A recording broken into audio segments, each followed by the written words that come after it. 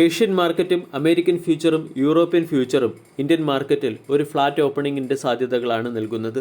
Foreign portfolio ഇൻവെസ്റ്റേഴ്സിൻ്റെ selling മൂലം കഴിഞ്ഞ trading സെഷനിലും Indian market negative സൈഡിൽ ക്ലോസിംഗ് നൽകിയിരുന്നു.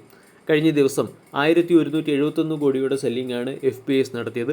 അതേസമയം ഡൊമസ്റ്റിക് ഇൻസ്റ്റിറ്റ്യൂഷണൽ ഇൻവെസ്റ്റർ 2433 കോടിയുടെ ബൈയിങ് നടത്തുകയും ചെയ്തു. ക്രൂഡ് ഓയിലിൻ്റെ വില $69 പെർ ബാരൽ എന്ന ലെവലിനടുത്ത് ട്രേഡ് ചെയ്യുന്നുണ്ട്. ഏഷ്യൻ മാർക്കറ്റുകളൊക്കെ ഏറെക്കുറെ ഫ്ലാറ്റാണ്. കൂടാതെ ഇന്നത്തെ ട്രേഡിംഗ് സെഷനിൽ അല്ലെങ്കിൽ നാളെ മുതൽ ഇന്ന് മുതൽ GST കൗൺസിൽ മീറ്റിംഗ് ആരംഭിക്കുകയാണ്. ഇത് മാർക്കറ്റിൻ്റെ ശ്രദ്ധ ആകർഷിക്കാൻ സാധ്യതയുള്ള ഒരു പ്രധാന ഇവൻ്റാണ്. അതോടൊപ്പം തന്നെ ഇന്ത്യൻ പ്രൈം മിനിസ്റ്റർ സിംഗപ്പൂർ എന്ന രാജ്യവുമായും ജർമ്മനിയുടെ ഫോറിൻ അഫയേഴ്സ് മിനിസ്റ്ററുമായും മീറ്റിങ്ങിൽ ഏർപ്പെടും. ഈ ഫാക്റ്റുകളും അല്ലെങ്കിൽ ഇതുമായി ബന്ധപ്പെട്ട അപ്ഡേറ്റുകളും മാർക്കറ്റിനെ വോളറ്റൈലാക്കാൻ സാധ്യതയുണ്ട്.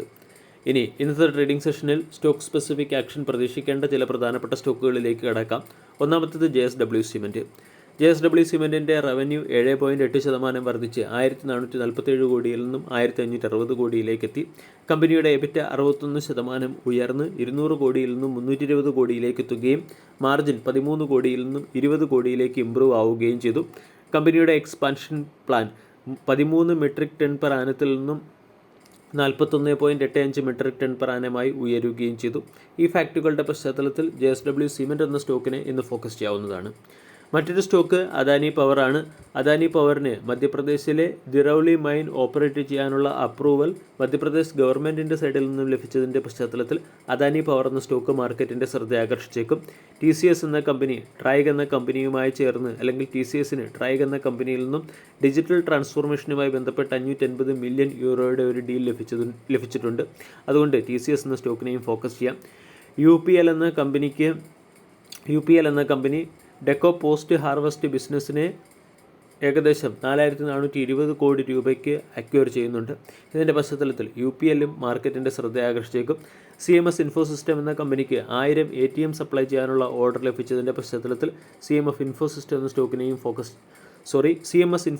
എന്ന കമ്പനിക്ക് 1000 ATMകളിൽ ക്യാഷ് സപ്ലൈ ചെയ്യാനുള്ള ഓർഡർ ലഭിച്ചതിൻ്റെ പശ്ചാത്തലത്തിൽ CMS ഇൻഫോ സിസ്റ്റം എന്ന സ്റ്റോക്കിനെ ഫോക്കസ് ചെയ്യാവുന്നതാണ്. E2E നെറ്റ്വർക്കിന് 177 കോടി രൂപയുടെ ഓർഡർ ലഭിച്ചിട്ടുണ്ട്. DCM ശ്രീരാം എന്ന കമ്പനിക്ക് ആരതി ഇൻഡസ്ട്രീസിന് ലോങ് ടൈമിൽ ക്ലോറിൻ സപ്ലൈ ചെയ്യാനുള്ള ഒരു ഓർഡർ ലഭിച്ചതിൻ്റെ പശ്ചാത്തലത്തിൽ DCM ശ്രീരാം എന്ന സ്റ്റോക്കിനെയും ഫോക്കസ് ചെയ്യാവുന്നതാണ്. കൂടാതെ ക്വാഡ്രന്റ് ഫ്യൂച്ചർ എന്ന സ്റ്റോക്കിനെയും ശ്രദ്ധിക്കാം. കവച് കമ്മീഷനിങ്ങുമായി ബന്ധപ്പെട്ട് ക്വാഡ്രന്റ് ഫ്യൂച്ചറിന് റെയിൽടെലിൽ നിന്നും 129 കോടി രൂപയുടെ ഓർഡർ ലഭിച്ചിട്ടുണ്ട്. ആമസോൺ വെബ് സർവീസിൻ്റെ പാർട്ട്ണർ നെറ്റ്വർക്കിൽ അംഗമായതുകൊണ്ട് ഹെക്സാവെയർ എന്ന സ്റ്റോക്കിനെയും ഇന്നത്തെ ട്രേഡിംഗ് സെഷനിൽ ഫോക്കസ് ചെയ്യാവുന്നതാണ്. കൂടാതെ ക്രോംപ്ടൺ ഗ്രീവ്സ് എന്ന കമ്പനിക്ക് 159 solar photovoltaic water pumping system supply ചെയ്യുന്നതിന് വേണ്ടി 4.2 കോടി രൂപയുടെ ഓർഡർ ലഭിച്ചിട്ടുണ്ട്.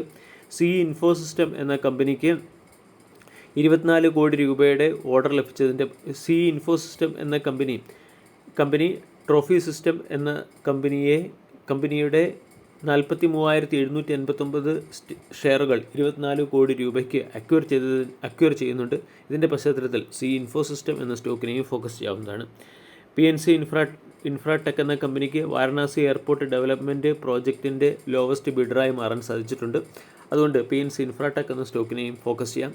ആൻ്റണി വേസ്റ്റ് എന്ന കമ്പനി ആന്ധ്രാപ്രദേശിൽ 15 മെഗാവാട്ട് ശേഷിയുള്ള waste to energy renewable energy project incorporate ചെയ്യുന്നുണ്ട്. ആൻ്റണി വേസ്റ്റ് എന്ന സ്റ്റോക്കും ഇന്ന് ഫോക്കസ് ചെയ്യാവുന്നതാണ്. വാരി എനർജി എന്ന കമ്പനി കോട്സൺസ് പ്രൈവറ്റ് ലിമിറ്റഡിൻ്റെ 64% സ്റ്റേക്കുകൾ 192 കോടി രൂപയ്ക്ക് അക്വയർ ചെയ്യുന്നതിൻ്റെ പശ്ചാത്തലത്തിൽ വാരി എനർജി എന്ന സ്റ്റോക്കിനെയും ഫോക്കസ് ചെയ്യാം. വീഡിയോ എല്ലാവർക്കും ഇഷ്ടമായി എന്ന് വിശ്വസിക്കുന്നു. Thank you.